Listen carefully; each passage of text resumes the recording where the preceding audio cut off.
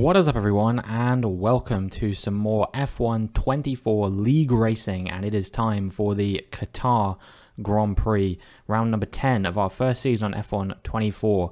I wasn't really sure how to feel about this race going into it, because historically Qatar has not been one of my favourite tracks on this year's game, but we're going to see how we do, and hopefully we'll be able to pick up maybe a point or two. There's a lot of really strong drivers racing today, some reserves coming in and everything who are probably a little bit better than I am, so I'm not massively optimistic about my chances of doing anything particularly amazing here, but we will see what kind of result we can get here today.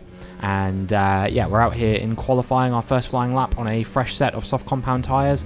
I was still kind of bedding in with the track, learning where the points to sort of deploy my overtake were and all that kind of thing. So my first lap wasn't too good.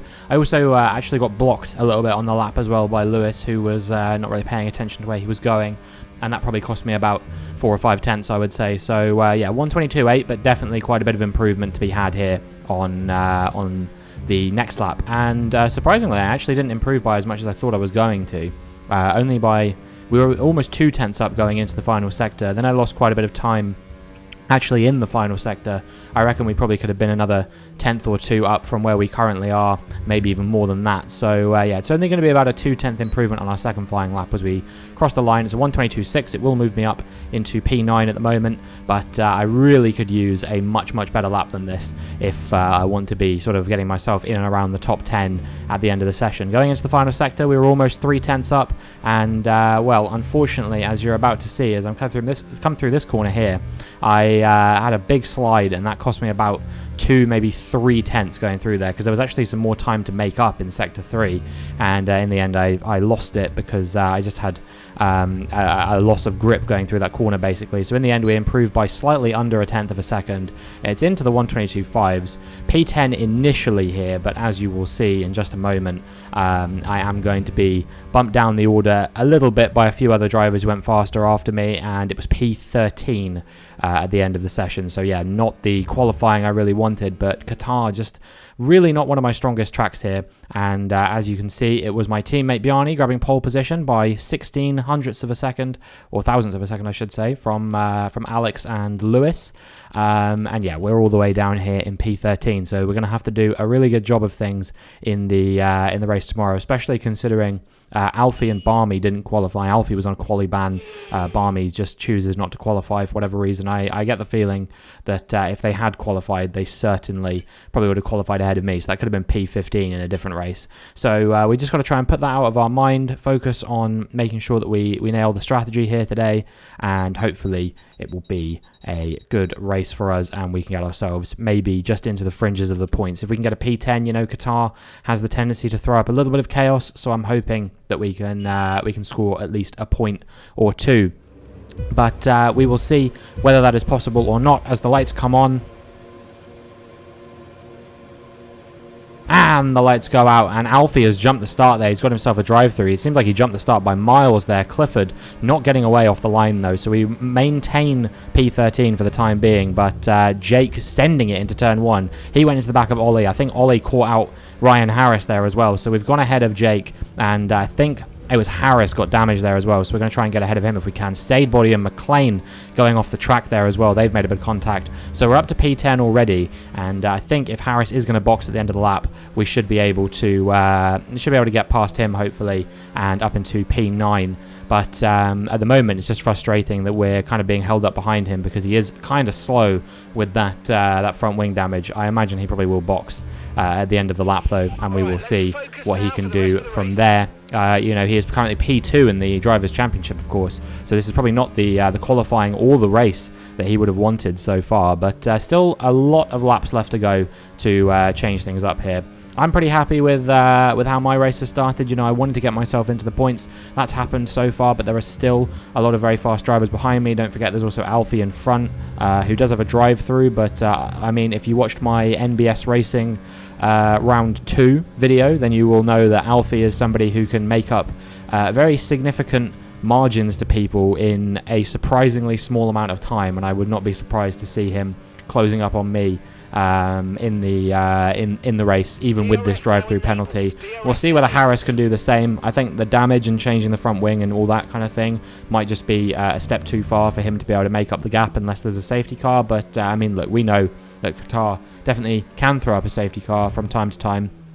So as we make our way onto lap number 2 here, we're currently running in P8. We're quite comfortably in the points, but we've still got the likes of Stade Body, Barmy, McLean, Jake, all of these guys currently behind me, who you would have to say are probably a little bit faster than me, especially at a track like Qatar, and especially if I'm going to make silly mistakes like that one, having a bit of a wobble there, and Jake is actually going to go for a dive bomb down the inside on me there. Bang tyres, and, well, I kind of wasn't a huge fan of that move, I'll be perfectly honest. I just personally think that if somebody is on the racing line, you shouldn't be allowed to just dive up the inside and force them off the racing line to make an overtake. But I think we're going to be able to get Jake back here now, hopefully. So, yeah, all's well that ends well. Make sure we squeeze him nice and tight to the outside of the track to allow us to get the best run that we can through the corner. And we are going to make the overtake. Because, yeah, some of us can race cleanly on track, which is not a skill that everybody possesses, but a few of us do.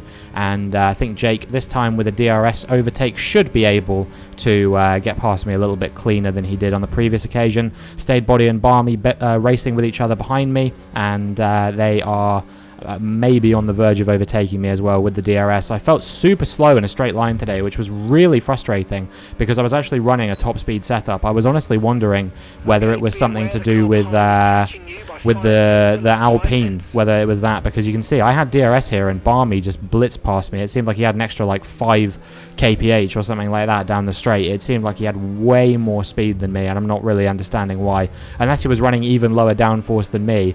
But he wasn't noticeably slow through the corners either. In fact, you can see over the course of the lap they actually broke away from me a little bit, so I was slow through the corners, slow through a straight line, despite the fact I was running a setup that was optimized for straight line speed. So my conclusion was only that it was something to do with the fact that equal performance in this game still a little bit busted. Obviously Alpine in the game have the worst engine, in real life arguably have the worst engine as well. There's a reason why they're looking to change it. Yeah, I think this was really catching me out down this big long straight with a big DRS zone here today. It just seemed like everyone had the overspeed on me down the straight. I mean, even look, Clifford's just got past me, and now McLean is trying to go for a move as well at the exact same corner, and I think he's actually going to be able to pull off the move with the straight line speed. Makes a bit of contact with me for good measure as well. Why make an overtake cleanly when you can shove your opponent out of the way? And we're down into P13 now, and that was kind of the story of my race, pretty much. Was just every time someone wanted to make an overtake on me, they thought to themselves, I could make this overtake cleanly, or I could, you know, just leave a little bit in there. Now, McLean's wasn't that egregious, so if he is watching this video, just know that you are not really the object of my ire on this occasion. But I definitely was frustrated at the way that some people were driving here today. And yeah, as we make our way onto lap number 9, you can see that Costa is going to go for an overtake up the inside here at turn 1. And once again, he just had so much more speed than me down the straight. And again, I had the DRS on this occasion. Now I won't have the DRS if I can stay ahead of Costa. But, you know, he's faster through the corners as well. So I was slow through the corners, slow in a straight line. I was really wondering to myself, what exactly is this setup for? Because I really just wasn't having anything. Even when I had DRS, it wasn't like I was absolutely, you know, streaking away from the cars in front of me when they didn't have DRS. Like there with Costa, I only managed to get about a tenth or two in front of him as RC retires from the session, and that is going to be a safety car coming out. Now, I think this would be an appropriate time to disclose exactly what happened with RC, and we are going to be coming into the pit lane to change for a set of hard compound tyres because it was about the right time. But yeah, basically, so RC decided at some point during the race that he was going to go AI for whatever reason. You know, I'm not wondering, but that is kind of frowned upon in most league races, to just pause your game and go AI for a while. Him doing that was holding up Alfie, who, as you know, had that drive-through earlier, and Alfie was getting immensely frustrated with the fact that he was being held up behind RC's AI for lap after lap. And so when he eventually did pull off the overtake on RC's AI, he decided to bin him into the wall and crash him out and bring out a safety car, which, as well as being just completely inappropriate anyway, also obviously was in Alfie's best interest to bring out a safety car to catch him up to the pack in front after he had that drive-through. So I won't save it till the end, but basically every position you now see me in, just move that up by 1 if Alfie is ahead of me, which he probably will get ahead of me at some point during the race, you would have to imagine. And when he does, just imagine me in 1 position higher than I am, because not only did he get disqualified from the race, he also got banned from the league for the remainder of the season and for next season as well, because if you're going to intentionally take out drivers because they've annoyed you, maybe league racing isn't for you. So as we make our way onto lap number 13, we're currently running in P12. Alfie is still behind us at the moment, so I don't have to make any adjustments in that sense. But yeah, we are going to be coming under pressure here once again from Costa. Have to leave him a bit of space on the inside to try and make the move, but he wasn't quite close enough to pull it off on this occasion. And the name of the game really is just going to try and stay with the cars ahead so we can maintain that DRS. There's one thing you might notice here, and that's that we are running very high on our battery right now, and what I didn't realise for about 2.5 laps after the safety car restart is that I actually had not changed back from none ERS to medium ERS. I had my MFD closed and it just completely slipped my mind. So as Phil and Jake make contact there and I managed to get past both of them, you can see that me maybe having DRS on Ollie, maybe not here, is going to really hamstring me. Eventually, we are going to be coming under pressure from the cars behind, and you're going to see that Alfie gets past me, Jake gets past me, and Costa gets past me in the same straight. And that is when I was starting to get really frustrated about the straight line speed of this car.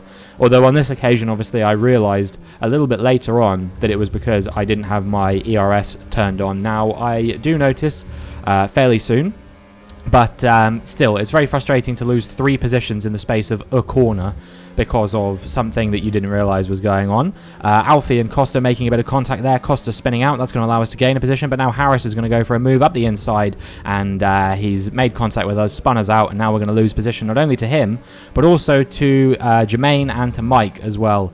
The stewards in the end decided that that one was Ryan Harris's fault. You know, I was taking the racing line, and once again, he tried to go for one of those moves I was describing, where you just try and shove someone off the racing line to get past them, which is not really a particularly polite way of racing with people. So yeah, that was ended up being penalised. We'll see if we can gain from that, if we can stay within range of Ryan Harris for the remainder of the race, but 13 laps left, you'd have to say that's probably quite unlikely. We go nice and deep at turn 1 just to make sure we leave ample room for Costa on the inside, and as a result I think he is going to be able to get past us. He's sticking with us around the outside. You can see very poor cornering speed, very poor straight line speed, and yeah, I think Costa's going to pull off this move up the inside now. We almost made contact there, go off the track a little bit, and this time we do make contact, and I think Costa actually had a moment there. You know, I wasn't really sure where I was supposed to go there, but fortunately I don't think it's affected Costa too much. He lost 1 position, but he is luckily still managing to race without any issues. Mike having a bit of a problem braking into that corner. That's going to allow me to gain 1 position here on lap number 17, and we're currently running in P13 when you consider the disqualification that is impending for Alfie. And as we make our way towards the end of lap 19 now, we are probably just about close enough to Jermaine to make an overtake, but actually he's just about clinging onto the DRS of Ryan Harris in front. Super frustrating. Phil's so fast in that V-carb in a straight line. He's going to make an overtake not only on me, but also on Jermaine as well. I guess he must have been really, like, you know, pounding his battery, making a bit of contact with Jermaine there. That one was on me. I turned in too early to the corner. I'll hold my hands up and say that one was definitely my fault. But that did make me very aware of the fact that I wanted to get past Jermaine as quickly as I possibly could. So we went for a move up the inside. He stayed in it though, and we actually ended up getting a 3-second time penalty for the fact that I went slightly too close to the inside of the corner while trying to leave him enough room on the outside. So yeah, that was really frustrating to get that 3-second time penalty, because I think if anything is going to stop me from getting points today now, it's probably going to be that, even if I could get myself back into a position where I was contending for the top 10. Obviously, you know, you have to consider that this is P13, even if it looks like it's P14. Obviously, that disqualification is incoming. So now the name of the game really was trying to break 3-second gap to Jermaine. I think Phil and Jake have had some contact here as well. We're going to try and go for a move on Jake up the inside, and we actually have managed to pull that one off on this occasion. He's going to try and fight us back. But, you know, after the way he was racing me earlier in the race, I wasn't really prepared to give him an inch more than I needed to. So we do manage to stay ahead of him for the time being. Yeah, everyone with penalties around me at the moment, apart from Ollie here, who in front has no penalties. Harris either doesn't have any penalties. But yeah, the name of the game was trying to break 3 seconds away from Jermaine. I wasn't really too concerned about Costa because I thought to myself, in 4 laps, I can't really see myself getting 12 seconds worth of penalties. I'd have to be going off 3 times per lap to be able to do that. So yeah, I wasn't too concerned about this. But Costa did eventually get ahead of Ollie, and actually on lap number 28, an opportunity presented itself for me to do the same thing.